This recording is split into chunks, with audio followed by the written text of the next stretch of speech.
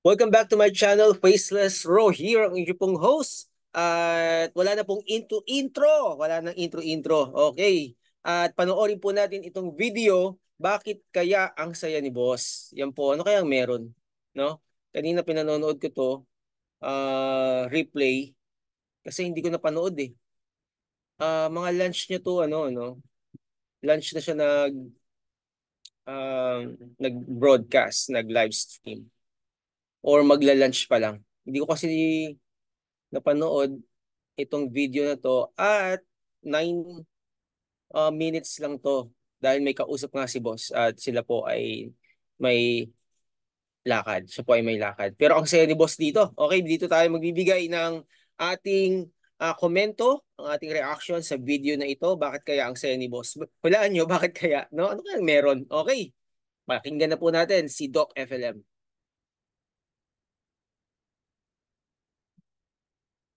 Yes, good evening, good evening, good evening tuloy. Good morning.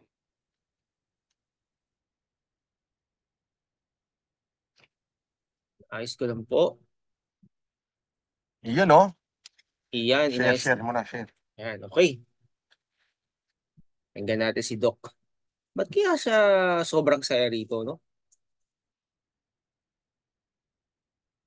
Ano eh, may kakaibang saya si Doc dito, pakinggan nyo. Ang saya niya talaga eh. Ang sarap ng mga ngiti niya eh. Okay.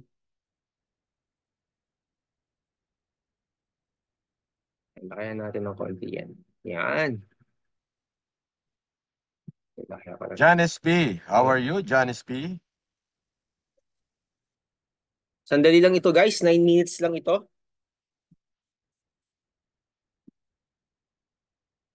Yan, sa mga hindi pa po nakapanood Julie Labella, ng live Leo stream Weda, kaninang Adelis umaga. Samudio. Yes. Very busy, no? Very busy si FLM eh. How are you, Janice?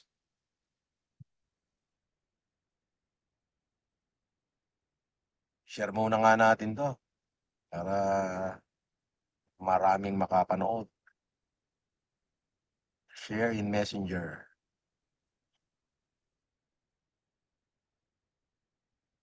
Uy. Tapos share sa Facebook.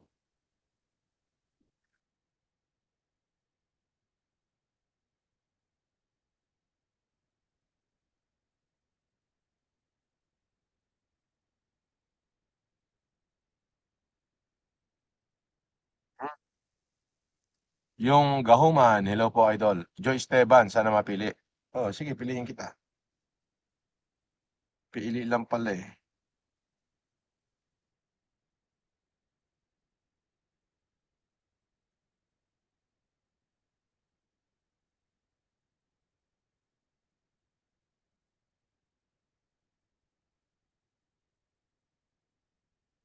Okay guys. Napakasela ni YouTube, Oo nga, sobrang saya. Boknoy.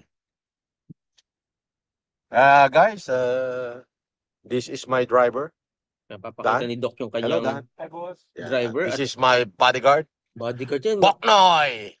Si Buknoy, And no? another one, Tagal na ba si Iyo. Buknoy? Nakakatakot. Mabuti. Nakakatakot si Buknoy. Oh, ano, Basher, Ang pasok laki, na. no? Ang wrestler, eh. Ang tagal nyo naman pumasok. Tayo na hahanapin ko kayo ngayon kung nasaan kayo. Pasok na. Ang saya ni Doc. Si Buknoy ba, Idol wrestler? love ba to? Sabi ni Pasikat.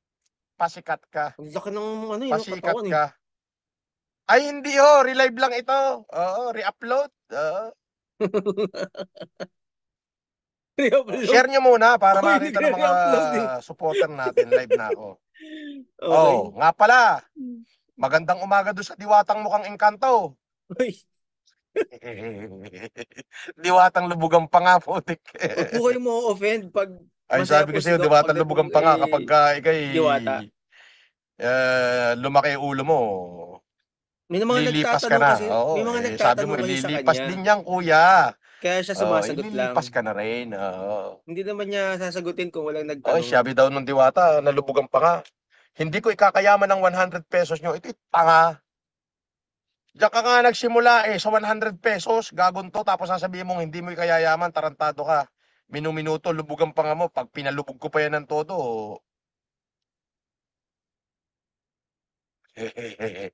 You know, ba't kaya ang saya ni Doc? No? Abdul Boss, Jabbar, pa-shout out bossing. ang saya. Ay, Abdul Jabbar. etong sinasakyan ni Doc ay hybrid Alphard. Ang ganda niyan, guys. Nakasakay na ako dyan nung nasa Indonesia kami. Pero hindi hybrid. Aba, tabi ko ng viewers, Bok. Eto, ang ganda eh. Aba, Sa Indonesia din maraming Alphard 500 na nanonood. na mga 1,000 na. ganyan na sasakyan. Ganyan talaga si FLM. Malakas. Lovely J, shout out. Huwag mo na patulan. Aba, o di wag patulan. Sabi mo eh. O, di ba? Paano maging mayaman si Diwata, boss? Hehehe. Paano naging mayaman si Diwata? Ay, ang dami nagbibigay at saka sinabi niya mismo kumikita siya ng kalahating milyon isang Kaya may araw. nagtanong na Abi, naman, di pagka ba? kumikita ka ng kalahating milyon isang araw, may ay di mayaman nagtatanong, ka. Ito yung napakahina naman ng dibay-dibay mo. doon lang siya nag-ano, Napakahina mo naman magre-react. magdibay-dibay. Abay, kalahating milyon ang kamo kinikita araw-araw, eh di mayaman yun. Ito'y tunggak. Oh. Di ba? So, ito po, ano, Diba? Pagka kumikita na ng kalahating milyon isang araw, abay, mayaman na yun. Ang tawag do'y yayamanin. Oh. no, Oh, di ba? Eh, pero, sabi ko nga, kapag ikaw ay binigyan ng Panginoon ng pagkakataon na umangat sa buhay, dapat lalo kang maging mapagpakumbaba. Ay ngayon, diwatan lubugan pa nga, na mukhang engkanto, ay nakaw, wag mo sasabihing lilipas din yan at wag mo sasabihing may nagpapabati nga, lilipas din daw yan, kuya. Ay, lilipas ka na rin. Ngayon, yung sasabihin mong hindi mo ikayayaman ng 100 piso nila, ay gonggong kang, hinayupak kang, hindot ka. Sa kanila ka nagsimula. Yung 100 piso nila ang bumuhay sa'yo nung ikay walang-wala, ay tarantadong ito. Oh. okay, di ba? Napansin nyo kanina kasi may nagtanong ulit, kaya Okay. nagbigay ng reaction si Doc FLM. Hindi po siya magbibigay ng reaction Saan? kay Diwata kapag wala pong nagtatanong. Actually, pag binilikan nyo Birth po vlog? yung una kong vlog, may nagtanong talaga kay Doc FLM. Kaya siya sumagot. Okay? So, yan. Napakangas! Sabi mo, love ka na Eto, raw ni boss. Ano? guys, ito masaya dito si Doc. Sabi mo nga, love ka na raw ni boss. Ang ina mo daw, love ka na raw ni boss. Napakalakas mo na raw kay boss.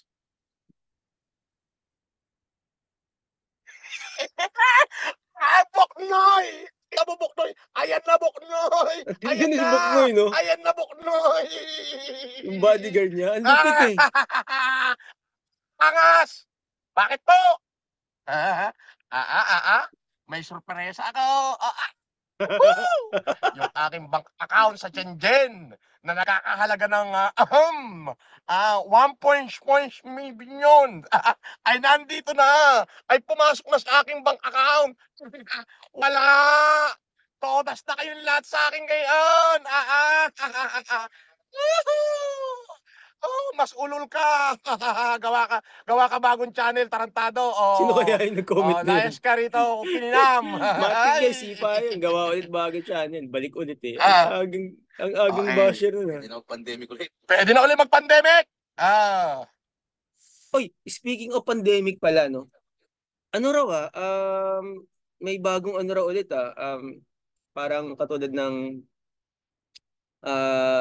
yung pandemic din na sakit. So, nasa Bicol ata, sa ibang probinsya. Eh, wag naman kumalat, no? Kasi hindi biro yan. Kasi baka pandemic na naman yan. Tuloy natin. Sabihin mo kay Ryby, tawagan mo.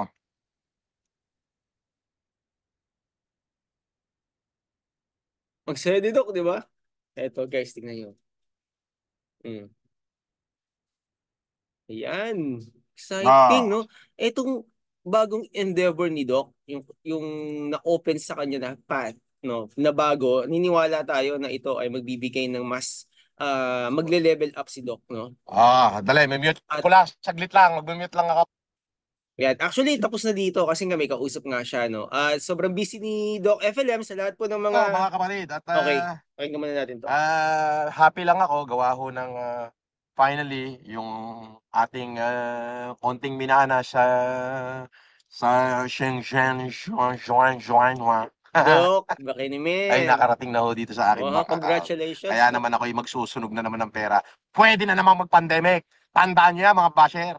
Lovely J, sa inyong mga supporter ko, babalik ko kaya ulit ako mamaya. I love you all. I love you all. O, di ba? Like sa inyo, ano lang eh, sandali lang to eh. Okay guys, maraming salamat Doc FLM at ingatan ka ng Lord sa iyo pong pagbiyahe at kung saan ka man naroroon at pumunta o ano man ang gawin mo na ay pagpalain ng Diyos. Mga balaki mo sa buhay at yung humanitarian, pagtulong sa mga mamamayang Pilipino, pag-abot sa mga nangangailangan ay ano nangyari?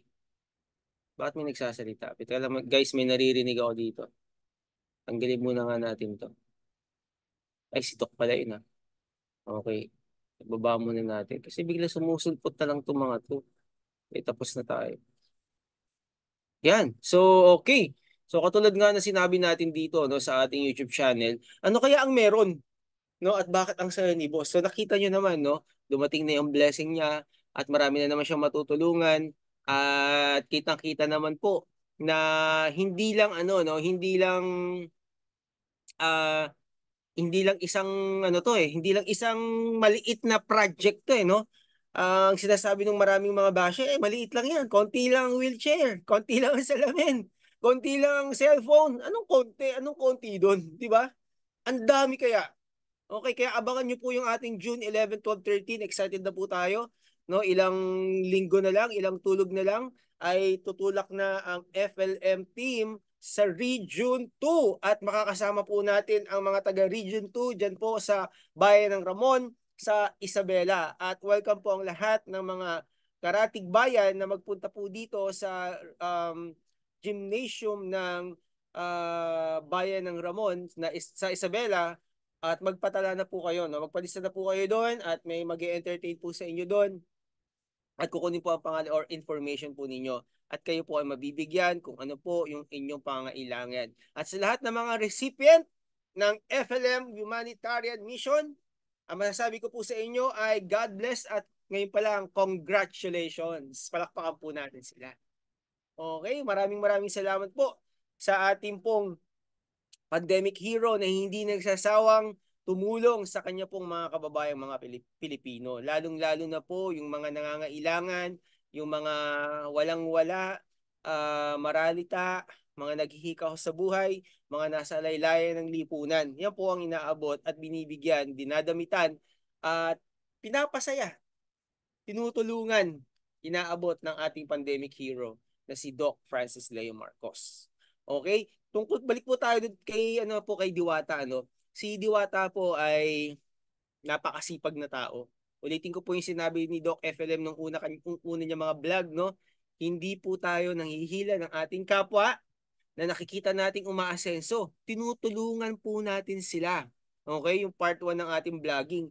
At ang sinabihan ni Doc FLM ay yung mga vlogger na mga content creator, yung mga mayayaman, na mayaman na no, may mga artista nasa politiko, no, may mga nasa social media anchor na nag no, na nagbibigay ng tulong, nag-extend ng pera ng bahay, sasakyan at ng gamit kay Diwata na may ibang purpose. Actually, we cannot judge someone, no? Pero as time goes by, you can they will be exposed, no? They will be exposed to the reality na ano ba talaga yung laman ng puso nila. So only God knows. Kaya kung makita natin dito, yung po yung kanyang binibigyan ng puna at kinokorek niya yung ganong mindset, no? Kasi at the end of the day, parang magagamit lang si Dewata, di ba? For their own personal purposes. At yun ang ayaw ni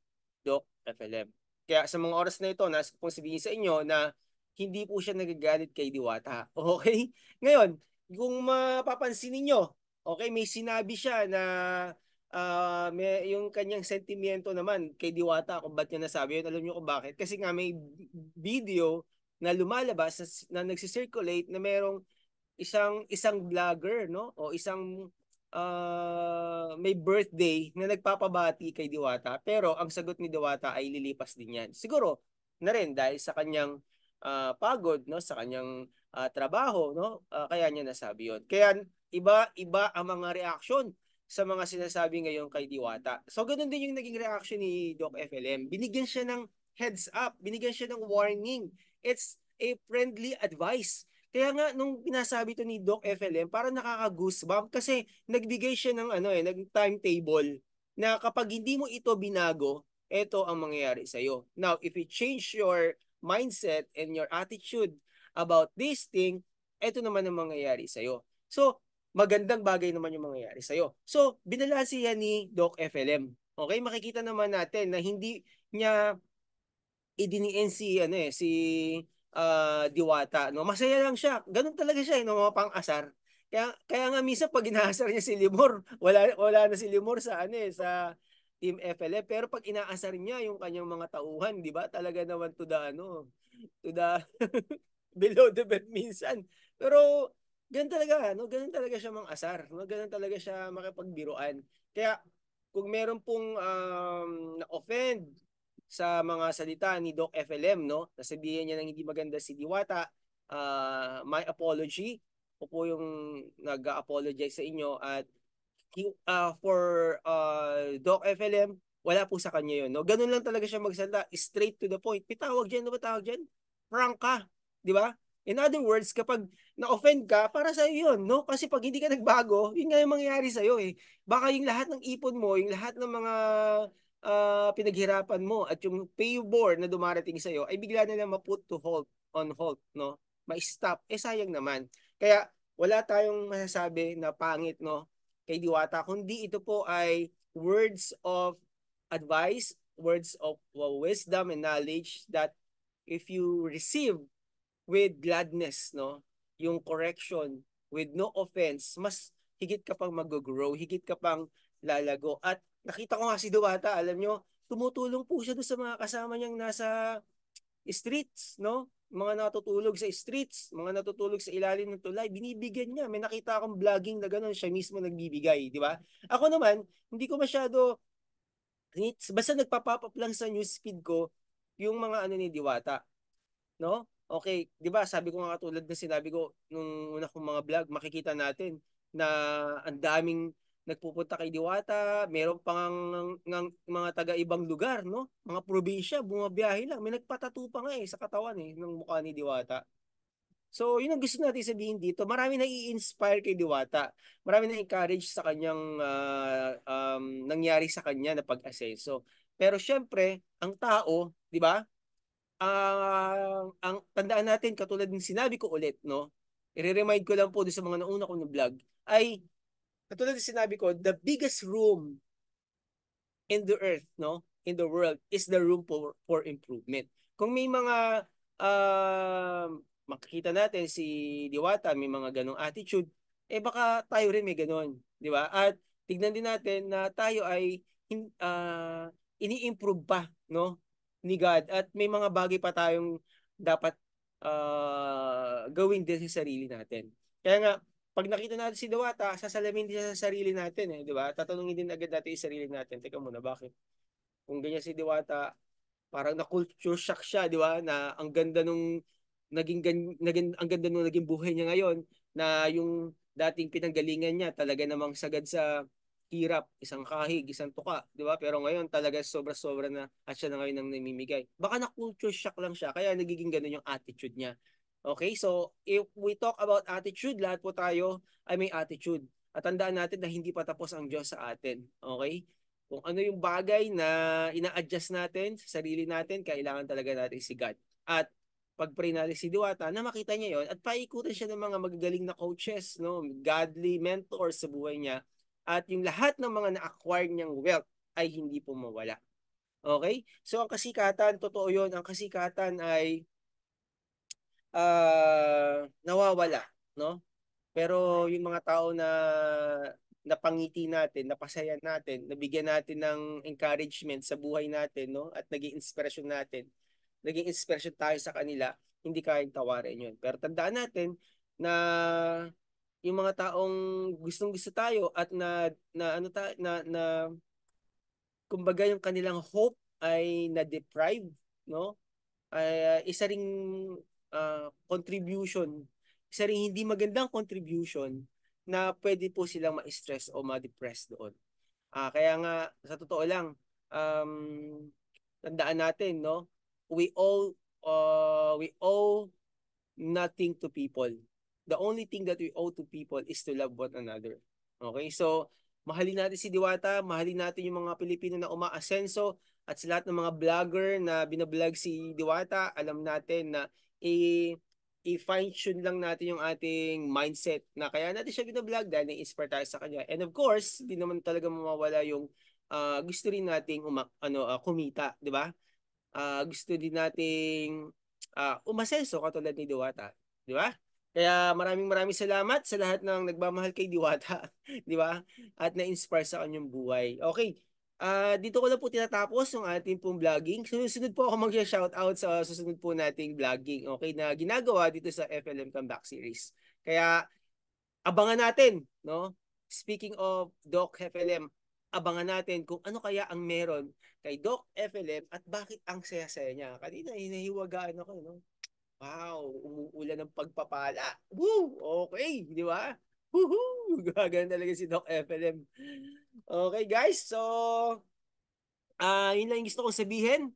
At salamat po sa lahat ng nanood at patuloy na sumusuporta dito po sa ating ginagawang um, vlogging kay Doc FLM. Salamat po. Ito po si Faceless Raw. Pagpalain po tayo ng Panginoon sa araw na ito.